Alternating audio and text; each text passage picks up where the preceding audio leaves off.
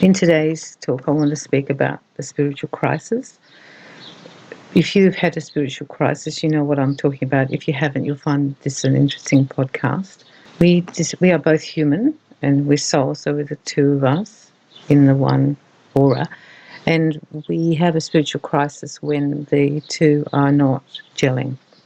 So the human and the soul aren't doing what they're supposed to be doing together. Usually the spiritual crisis comes when the human is actually taking over the soul and wanting to have their own way. And then the crisis will come because the soul will then step in and go, excuse me, we're not supposed to be doing that, we're supposed to be doing this now. That's what I'm talking about with the spiritual crisis. Often when we have the spiritual crisis, just before it, we feel rather lost. We know there's something wrong, but we don't know what it is. And we are searching, and we can't find it. If we don't work it out, we will actually manifest a spiritual crisis.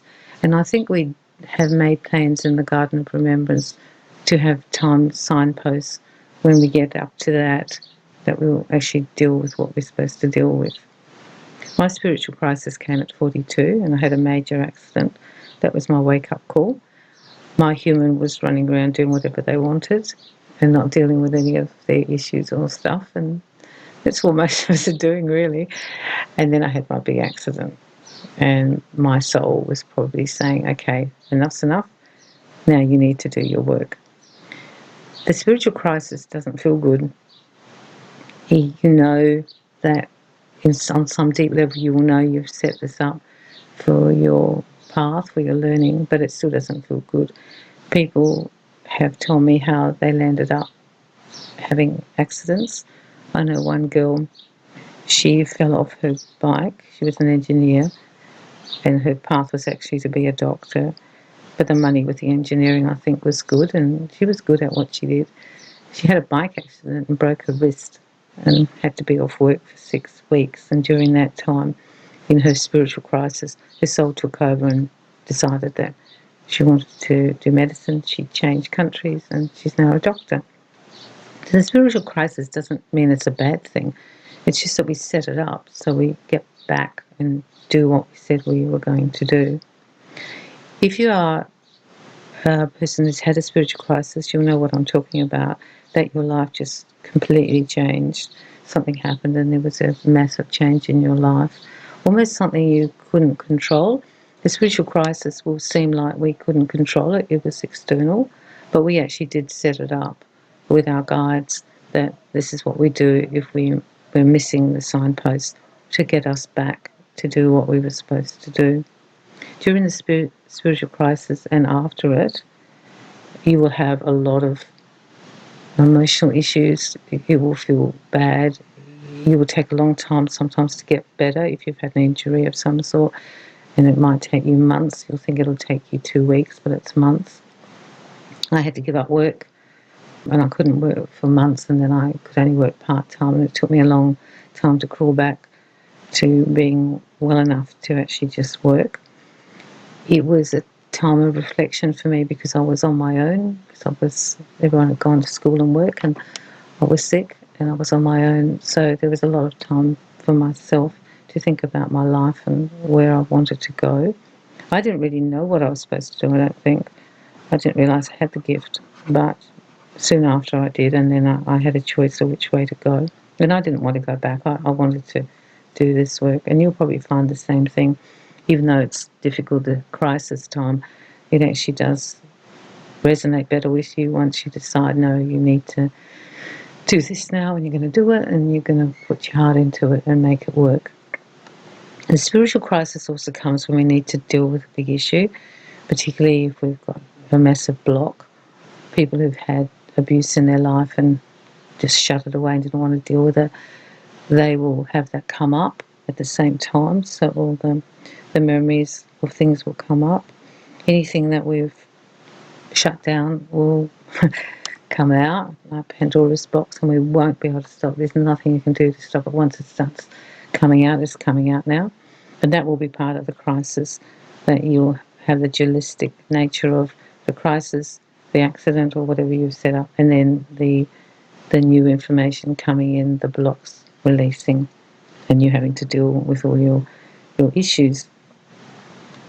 Don't see it as a bad thing, though. It will feel quite crappy actually when it happens, and you'll feel like your whole life is just fallen into one big heap, and you don't know what you're doing. But that will pass, and then you'll get more clarity.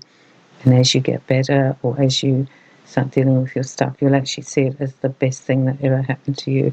That you're glad that you had the crisis, because it stopped you from going the wrong way.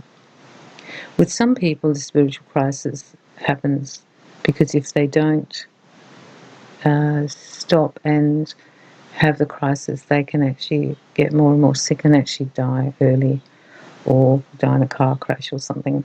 So sometimes it actually stops us from leaving the planet because we were heading right down to the exit point and we didn't even know it. The spiritual crisis is done before we start reaching the exit point. When I crossed and came back, it felt like a dark time, but I needed to do that to actually shake it all out of my aura and get going and get on with the work I'd said I'd do. If you've made the sacred contract, you will actually have the spiritual crisis if you don't start doing your sacred contract, because that's a promise you made with your God and your guides, and that promise is supposed to be fulfilled this life. So Spirit will help you in any way to get you to remember or to redo your life or start doing the new life that you're supposed to do. You will see spiritual crisis around in your life with other people. Sometimes they lose their jobs, they have accidents, their marriages fall apart, they might lose money, and in that crisis there's opportunity for a new life, a new growth, whether they take it or not. People will be in turmoil during that time and very emotionally upset. If you see it's a crisis and a spiritual crisis, be careful what you say. Not everyone is ready to hear that type of information, but there are ways to support people during it and ask for help, and you can send guidance and help and lots of healing to them while they go through it, and ask that they go on the best path for themselves. I've always asked that I'm shown the best path for me to go on, and that way I know I'm being guided and I won't get lost. When I had my spiritual crisis, I didn't really understand it because I hadn't really started doing the work. Now I look back, I completely understand it, and I'm so grateful and feel so blessed that I had that accident, because I wouldn't be doing these podcasts, would I? But also, it was really good to deal with all my childhood and clear that out and learn how to heal myself, and then as a consequence, learn how to help other people by telling them what I did, and you could do this, this or that. It also helped me write the books and do the work. I don't see it negatively, even though it was rather a torturous and terrible time, and that went on for quite a lot of years. It wasn't just a few months, it was a lot of years. And then, of course, there was the hard work getting back to some kind of path that I was supposed to be on. But I was always grateful that I'd set that up, and I never saw it as a bad thing. I always saw it as something that was given to me by Spirit, and it was a blessing for me, and then because of the gift I've got, a blessing then for other people. If you're going through the spiritual crisis, I send you lots of love and light. If you've had it and you're still healing from it, then I send you love and light. If you feel that you're coming up to it, don't avoid it, just let it all happen. And you can ask that you get back on the path, and you might be able to miss out on doing the spiritual crisis part. But I think that the feeling you'll have when you're heading towards it is a feeling of being lost. You'll feel a little lost, but then you just ask them, can you just put me back on the path? I often ask that when I go to sleep, I go and talk to my guides, and that's a good way to start the change and downloading the new life and what you're supposed to be doing and who you're supposed to be working with. It's a very difficult thing to do, the spiritual crisis, but we are strong, and it has benefits for yourself and for everybody else in the long term. This is a different kind of podcast. The crisis doesn't sound like it's a very nice podcast, but I actually think it would be the best thing that ever happened to me spiritually, and I'm grateful. And afterwards, you'll find, after you've had the initial accident, crisis, whatever, you'll notice and feel a lot more support by other people, other modalities. Someone, for example, a friend of mine said to go to this homeopath, and then someone else said go to this massage person. So I had a lot of help, and then a lot of spiritual people came into my life, and they were able to give me messages and also guide me. So you will not be alone during the crisis. In many ways, spirit are the closest they've ever been to you.